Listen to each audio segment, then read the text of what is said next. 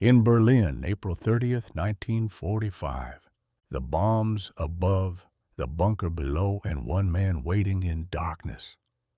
Rokas Misch, Hitler's telephone operator and guard, hears the final oaths, watches the Führer seal his fate, and witnesses the murder of innocent children.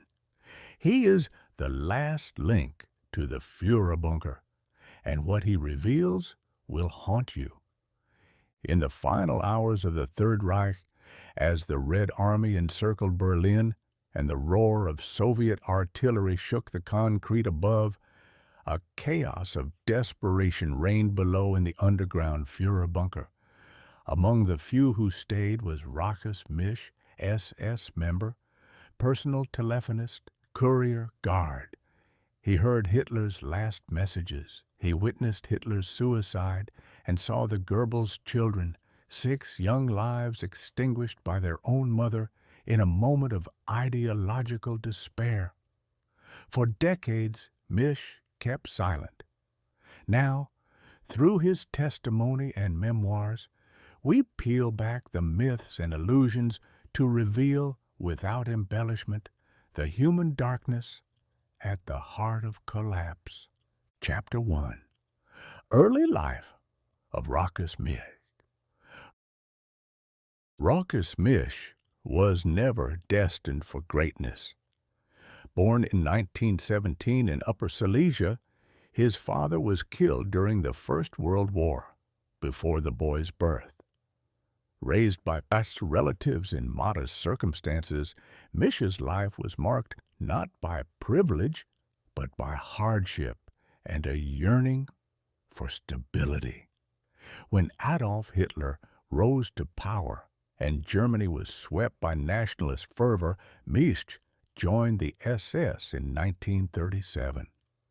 For him, as for so many young men of his generation, it was less ideology and more the appeal of order, uniform, and the promise of belonging. His early service was unremarkable, but fate soon placed him in the shadow of power. During the invasion of Poland in 1939, Misch was wounded in action. The injury changed his trajectory.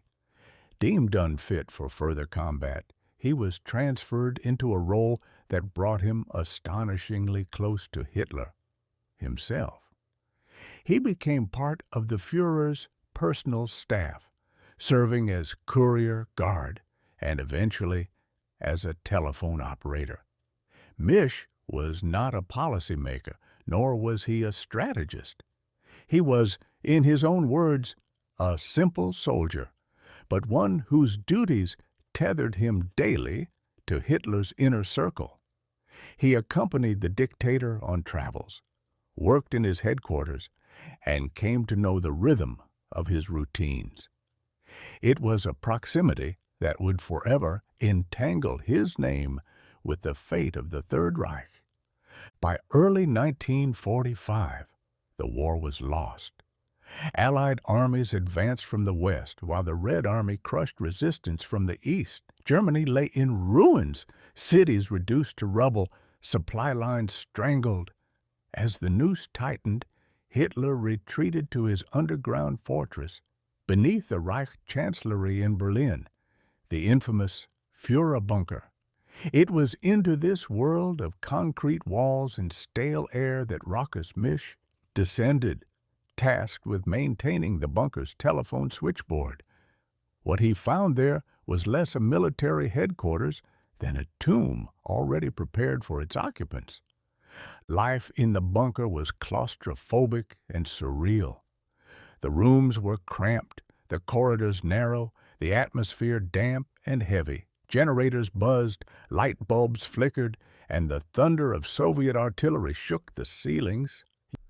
The dream of a 1,000-year Reich had shrunk to a few dimly lit rooms beneath a city on fire. Chapter 2. Hitler in Decline. Hitler himself had become increasingly withdrawn. Once a man who commanded vast audiences with fevered oratory, he was now pale, frail, and often incoherent. He shuffled through corridors, hunched and trembling, his left hand shaking uncontrollably, his gaze fixed more on maps than on people. To those who saw him daily, he was a shell of the dictator who had unleashed a world war. Raucous Mish later described him not as the fiery leader of myth, but as an old man, broken by defeat, yet unwilling to admit it. Around Hitler clustered the remnants of his inner circle. Joseph Goebbels, the fanatical propaganda minister, never wavered in loyalty, even as reality collapsed around him. Martin Bormann lurked as Hitler's shadow, fiercely protective of access to the Führer. Heinrich Himmler, head of the SS, was absent in those final days, having betrayed Hitler by attempting to negotiate with the Allies. Hermann Goering, once the second most powerful man in the Reich, sent telegrams hinting at succession, only to be denounced as a traitor. These betrayals deepened Hitler's paranoia, isolating him further. Mischke, at his switchboard, heard the edges of these exchanges, anger, despair, and the unmistakable recognition that the empire was crumbling. Chapter 3. The Collapse of April 22nd, 1945. On the 22nd of April 1945, Hitler erupted in one of his final rages. Reports confirmed that Soviet forces were closing in on Berlin and that any counterattack was impossible. In front of his generals and staff, he declared the war lost. For perhaps the first time, he acknowledged the inevitable. He released officers from their oaths, telling them they were free to leave, yet he made one order clear. His body must never be taken by the enemy. It was to be destroyed immediately after his death. For Misch, listening to these words, the moment was chilling. The collapse was no longer abstract. It was imminent. As April wore on, the bunker grew crowded with the remnants of loyalty and the weight of despair. Among those who entered were Joseph and Magda Goebbels, bringing with them their 6 young children. The sight of the Goebbels children in the bunker was surreal. Little ones in nightgowns skipping through corridors while the walls shook with artillery fire. Misch remembered them vividly. Helga, the eldest, was already aware of the chaos, her eyes shadowed with unease. The younger ones remained innocent, playing, laughing, calling Misch by nicknames. They could not know that their parents had already decided they would not survive the fall of the Reich. On the night of 28th April, an almost surreal ceremony unfolded. In the small hours, Adolf Hitler married Eva Braun. For years, she had been his companion, hidden from public view. But now, with the world collapsing, he made her his wife. The wedding was brief, attended by a handful of loyal staff. Champagne was poured, vows exchanged, congratulations murmured. But even this moment of celebration was haunted by doom. Within hours, Hitler dictated his last will and political testament, railing against Jews and betrayers, blaming others for the catastrophe. Misch was present in the bunker as these documents were signed and sealed. The atmosphere was eerie, a grotesque mimicry of normality in the shadow of annihilation. Chapter 4. The Suicide of Adolf Hitler. The next day, April 30th, dawned with a grim stillness. Soviet forces were less than a kilometer from the bunker. Artillery shook the ground with relentless force. Around midday, Hitler summoned his adjutants and staff to say farewell. He shook hands, muttered words of thanks, and withdrew into his private study with Eva Braun. The door closed. Outside, silence thickened. Then came the sound that echoed through the bunker, a single gunshot. Misch, at his switchboard, heard the noise. Moments later, the door was opened. Hitler lay slumped on the sofa, a pistol in his hand, a bullet through his temple. Eva Braun lay beside him, dead from cyanide. The room smelled of bitter almonds and gunpowder. Chaos followed, but it was chaos tempered by ritual. Chapter 5. The Final Evacuation. By May 2nd, the bunker was nearly empty. Hitler was gone, the Goebbels family dead, Bormann vanished in the chaos. Rochus Misch, his duty technically released, attempted escape. He slipped out through the ruins, but Soviet troops caught him within hours. For them, he was a prize, a man who had been inside the Führerbunker, who had seen Hitler's last moments. Interrogated, transported, he became a prisoner of the Soviet Union.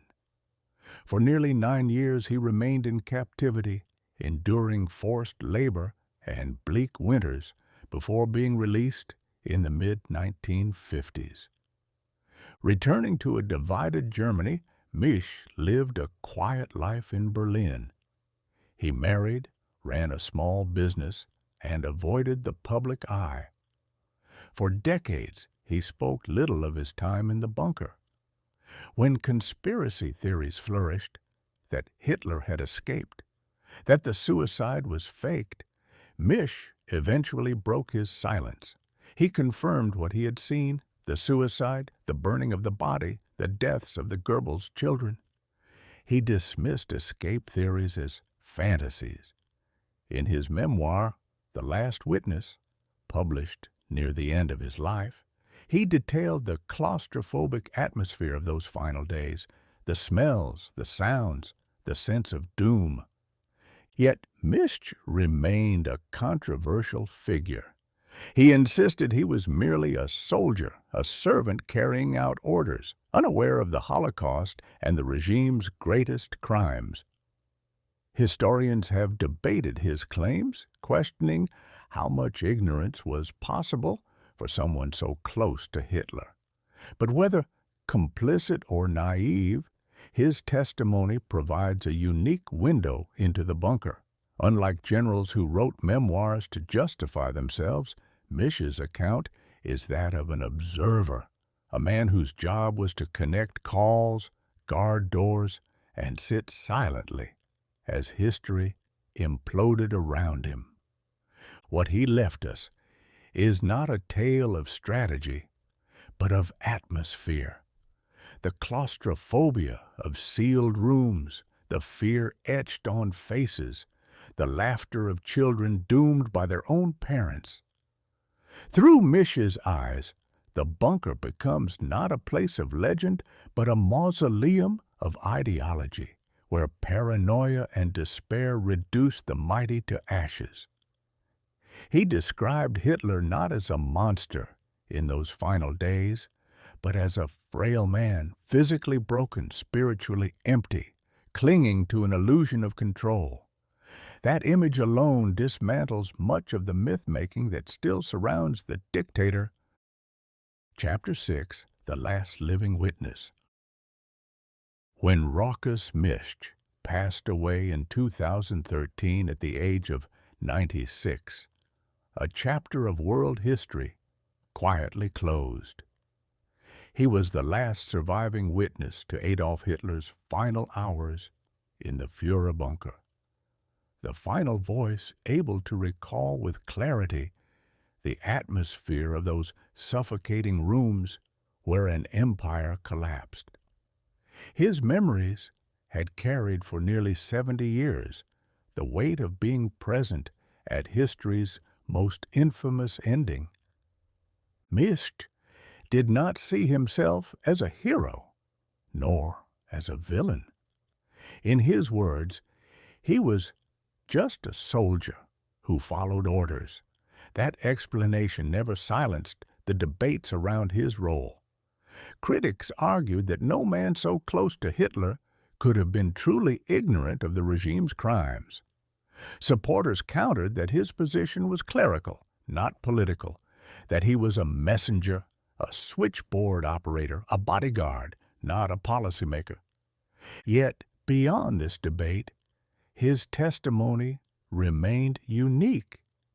He was not writing grand strategy, nor defending his reputation as a general. He was a witness. He saw the bunker's corridors, smelled the smoke of burning bodies, heard the cries of children silenced by poison, and felt the tremors of Soviet artillery shaking the ground above. He carried those images with him for a lifetime. When he finally spoke openly, both in interviews and in his memoir, he offered the world something both chilling and invaluable. Not an attempt to reshape history, but a raw account of what he had seen. Mish's life was otherwise ordinary, running a small business, raising a family, but the burden of his memories was extraordinary. His words remind us that obedience without reflection can tether ordinary people to unimaginable horror. His silence preserved myths, but his testimony shattered them. And when his voice ended, so too ended the last first-hand account of Hitler's bunker. The story of Rausch's Misch is not just the story of Hitler's last bodyguard. It is the story of proximity to power, of silence amid destruction, of witnessing humanity consumed by fanaticism.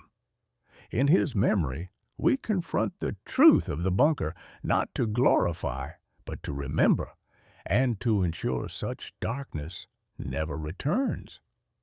If this history moved you, remember to like, share, and subscribe for more powerful documentaries.